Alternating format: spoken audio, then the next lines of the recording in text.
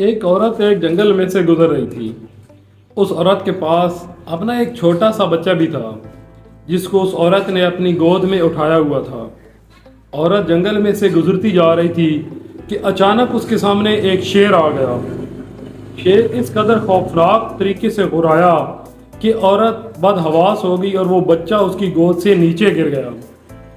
بچہ جیسے ہی زمین پر گرا، شیر جھپٹ کر اس بچے کے اوپر آ پڑا اور اس بچے کو اٹھایا اور اس کو اٹھا کر ایک طرف کو چل دیا۔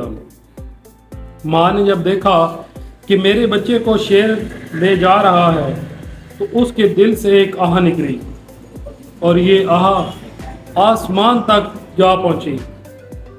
اچانک ایک درخت کے پیچھے سے ایک نوجوان نمودار ہوا اور اس شیر کے سامنے آ کر کھڑا ہو گیا۔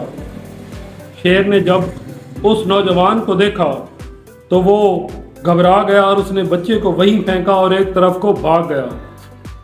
نوجوان نے وہ بچہ اٹھایا اور اس کو اٹھا کر اس کی ماں کے حوالے کر دیا۔ اس کی ماں نے بچے کو اپنے سینے سے لگایا اور اس نوجوان سے پوچھا، تم کون ہو اور اچانک میری مدد کو کیسے آ پہنچے؟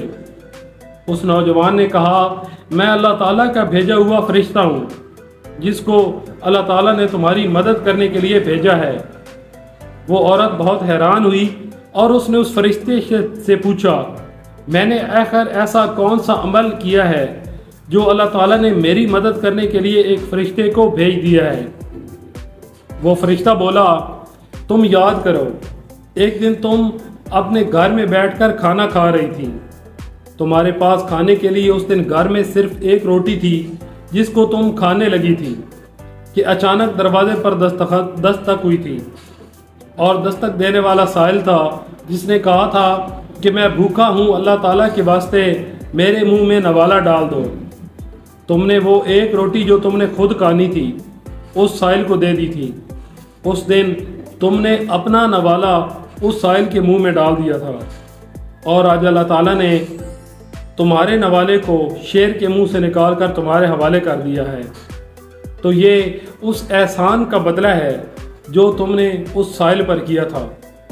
سچ کہتے ہیں کہ احسان کا بدلہ احسان ہی ہے۔